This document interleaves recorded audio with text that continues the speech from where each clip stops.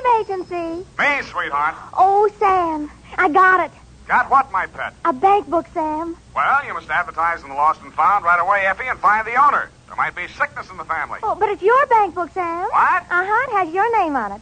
Samuel Spade, account number 4. It's a forgery. Somebody's trying to pin something on me. Lock it up and don't touch it until I get there. Oh, all right. Did you make a lot of money on this one, too? Got the check right in my pocket, $500. Oh, Sam, we're making more money than a movie star. Well, almost. And all honestly, too. 600 last week and 500 this week. Yeah, how about that? And life gives a 3-page spread to I Spy Molten. But we mustn't let it turn our heads, Effie. No. We gotta stay in there pitching. I'll be right down to pitch my report on the Adam Figg caper.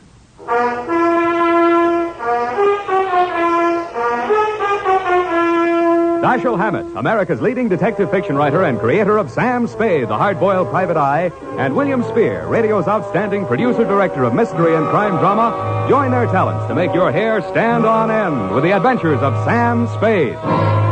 Presented by the makers of Wild Root Cream Oil for the hairs. And now, with Howard Duff starring as Spade, Wild Root brings to the air the greatest private detective of them all in The Adventures of Sam Spade.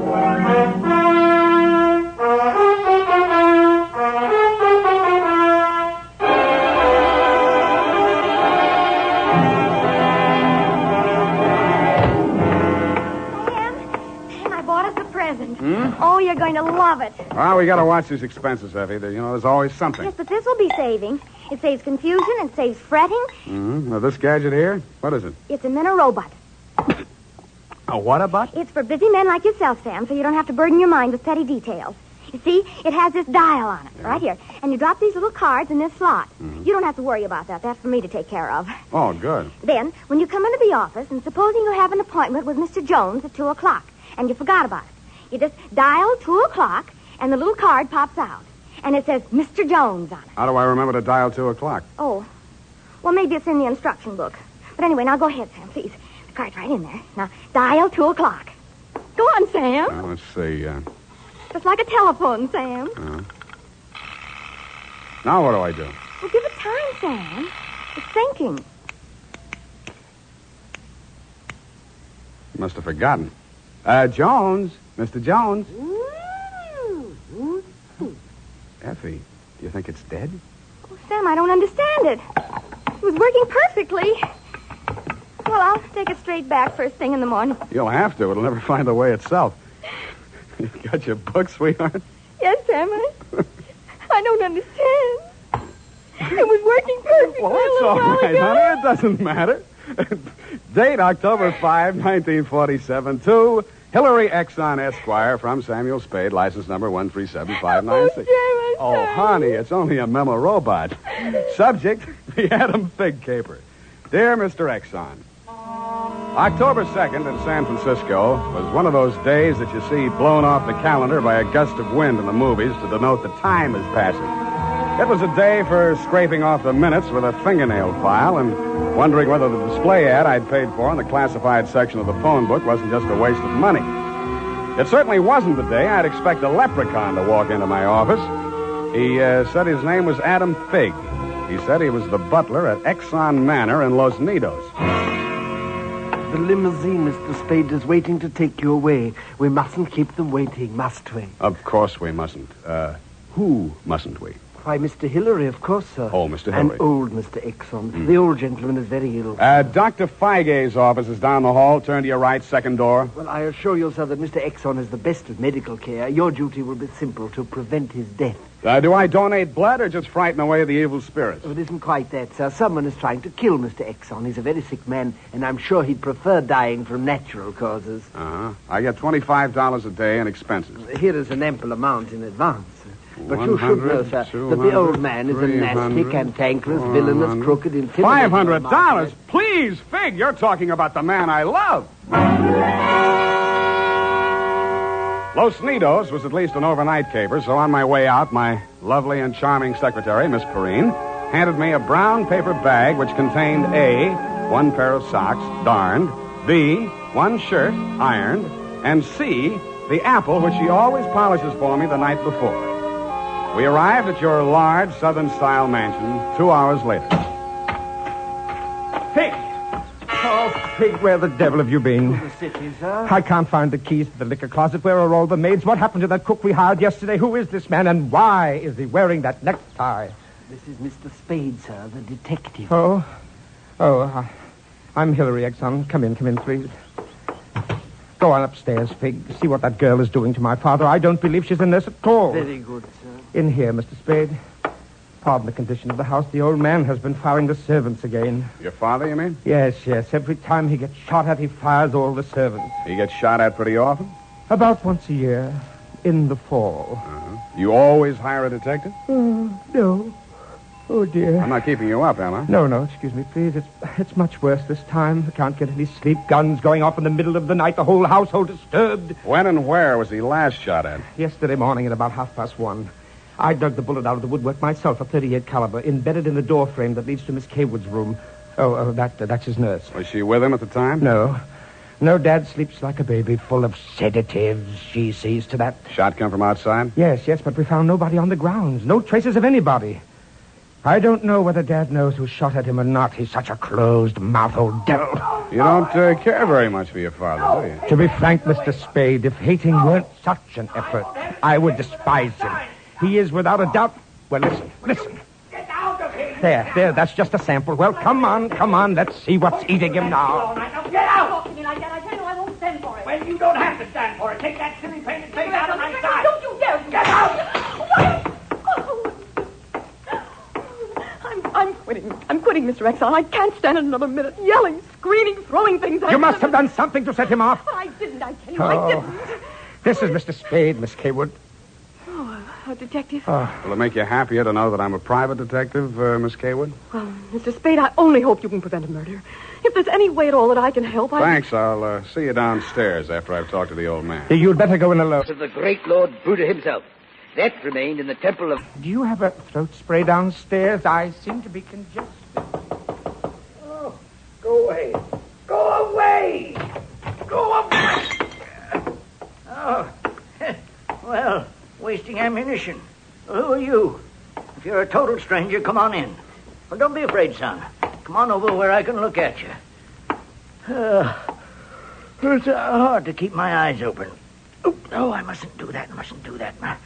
Oh, so you're the detective, eh? That's right, Pop. If you want to take a little nap or something, I'll come back later. What did I say just now? Come back later? No. There's no reason for you to come back later.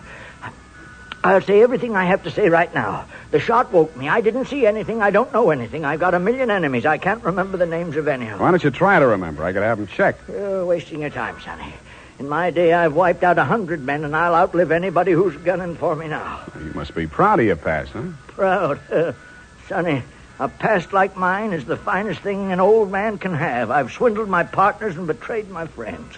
I've turned state's evidence just to see my associate get sent up for 20 years. And they say my wife died under peculiar circumstances, and I got rich off her insurance. Now I'm done talking. Do me a favor, son, please. I've got to get a half hour, 20 minutes sleep alone. You'll keep them out, everybody. Please, will you? Sure, Pop. Go ahead. Go on, sleep. Oh, thank you.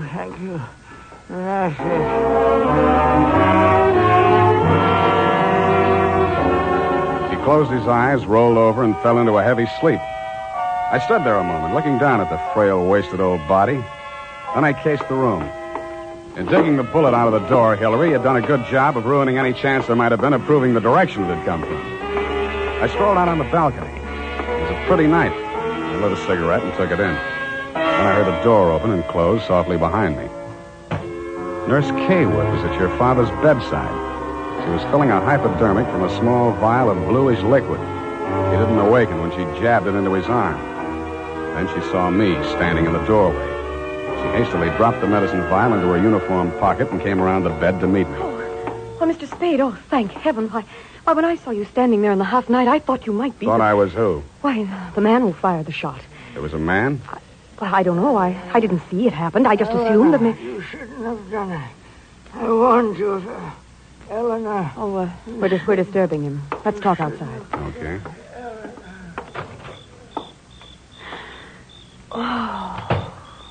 good to breathe something besides sick-room air. I thought you got used to things like that in your profession.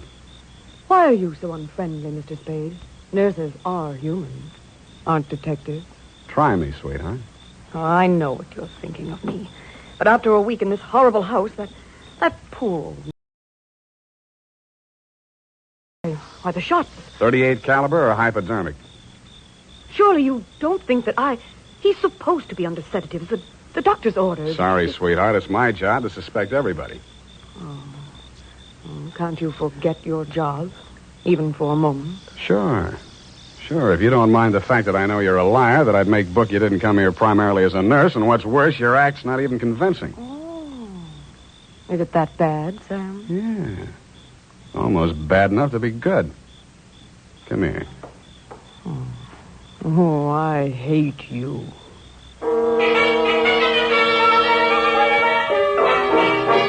It was a very satisfactory love scene for both of us. For reasons of her own, Barbara wanted to keep me out of that sick room for a while, and she did. For reasons of my own, I wanted to get that medicine vial out of her uniform pocket, and I did. Then, as suddenly as we had fallen into love, we fell out again. After she'd gone to her room, I went back to my sentry duty around the house.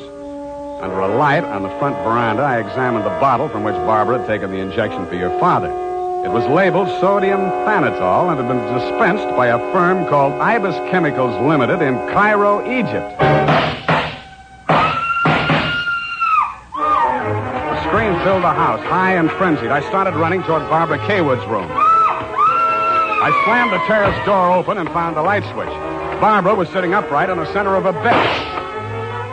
Her face jerked up so abruptly that it seemed a neck had snapped.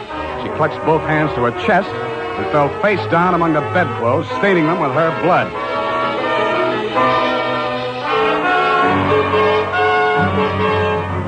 I don't know whether I went through, over, or around the screen that stood between her room and the old man's.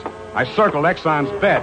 He lay on the floor on his side facing the window. I went outside. A .38 automatic lay on the ground a few yards away from the building. I put that into my pocket and listened. No shadows moving. Nothing. Then he was on me before I could be sure he wasn't a medium-sized tree. Break your back, see the light. The warm stuff on my cheek might have been the thing's blood or mine. It gathered me up and bent me back and tore at my throat. Then I remembered that hands are stronger than fingers. I started with his thumbs.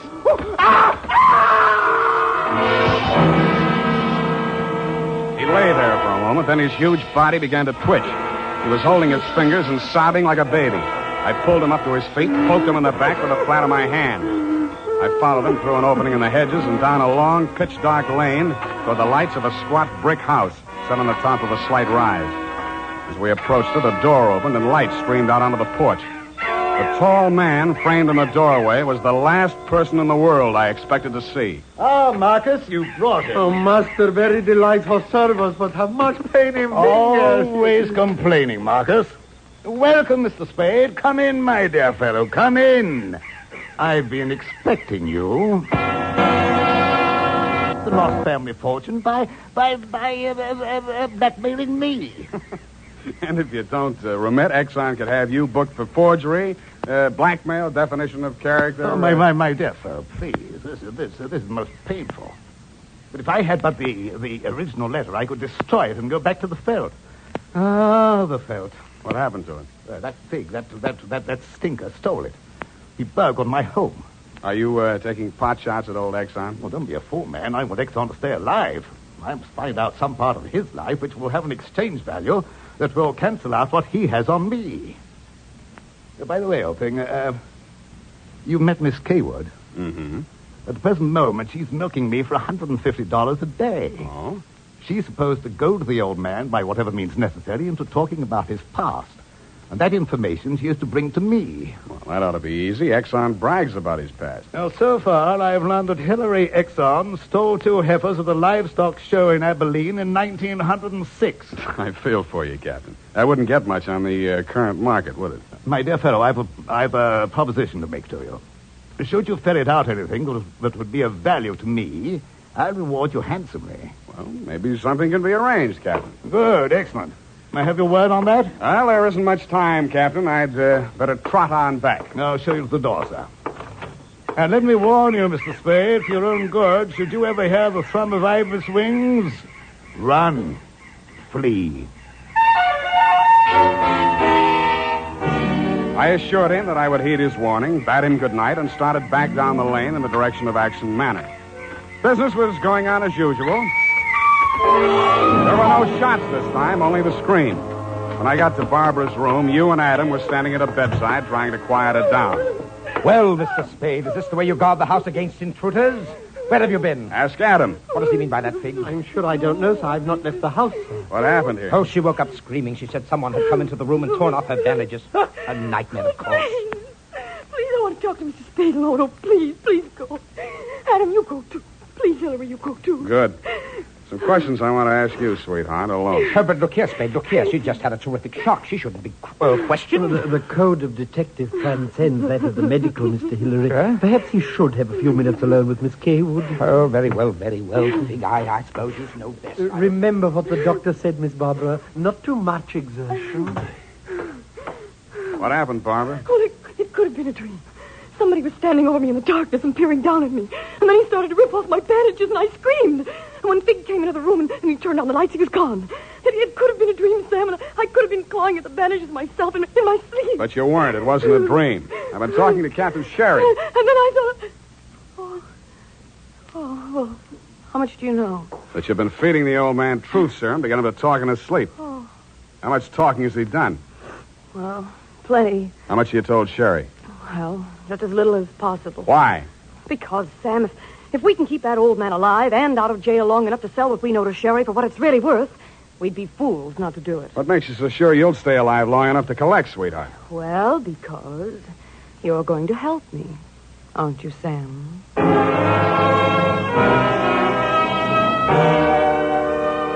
So I helped her, but not for the reason she thought. I made a lot of noise leaving her room and going to mine. Going back, I didn't wear any shoes. I slipped into a clothes press in her room so quietly that even she didn't hear me. I left the door slightly ajar and waited. Time passed, and I was stiff from standing still. It happened at about 3 a.m.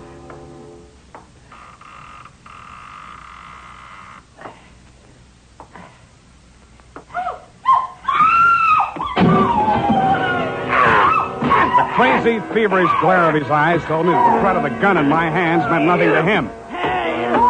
I jumped to his side, twisted the knife away from him, picked him up in my arms, and carried him, kicking, clawing, and swearing, back to his bed. He lay there, breathing hard. Then he smiled. You're a smart one, Sonny. You had me figured out the first time you came in here, didn't you? Not quite, Mr. Exxon. The gun under your window was the clincher. That gun? Sure. I had it under my pillow all the time. I got tired of shooting into door frames. Look, you're dying, Mr. Exxon. There's no use trying to make up stories now. You're right, Sonny. I knew that nurse would sit up in bed after I fired tonight. And then I let her have it right through the screen. Why? You know why, will or not. She was doping me up and sneaking in here at night, listening to what I was babbling about. Maybe you weren't saying anything important, Mr. Exxon. I might have, Sonny. I might have. 14 years ago, I killed my wife. I wanted to carry the secret to my grave.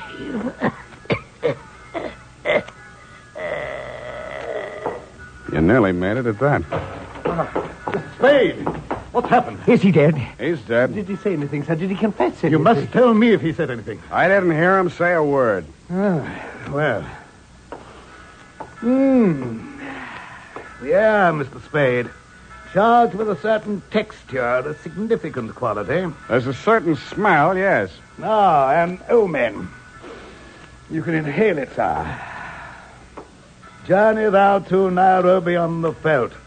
Tarry 7 days, and you will collect the fabulous golden skull of Wizami, king of the Bojamas.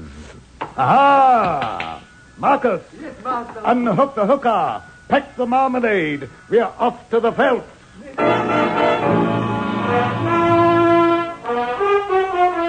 Just then, a flock of birds broke across the horizon, screaming. There must have been thousands of them, but not ibis, Mr. Exxon. Vultures. I suppose if you're going to pay any attention to omens, it's a good thing to know your birds. Period. End of report.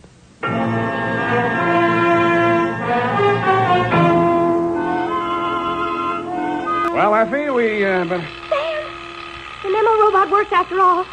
I told you it would. Yeah, it just takes a little time, sweetheart. Oh, read the card, Sam. Now, you see? You'd know you were supposed to see Mr. Jones at 2 o'clock. Isn't it wonderful? Well, this card doesn't even mention Jones. Huh?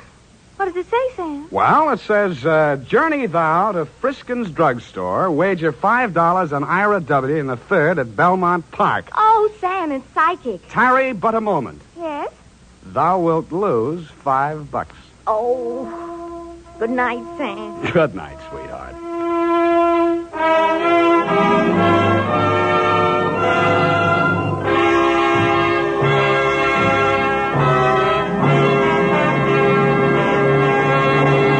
The Adventures of Sam Spade, Dashiell Hammett's famous private detective, are produced and directed by William Spear. Sam Spade is played by Howard Duff. Lurene Tuttle is Effie. The Adventures of Sam Spade are written for radio by Bob Tallman and Gil Dowd with musical direction by Lud Gluskin. This is Dick Joy reminding you that next Sunday, author Dashiell Hammett and producer William Spear join forces for another adventure with Sam Spade, brought to you by Wild Root Cream Oil. Again and again, a choice of men who put good grooming first.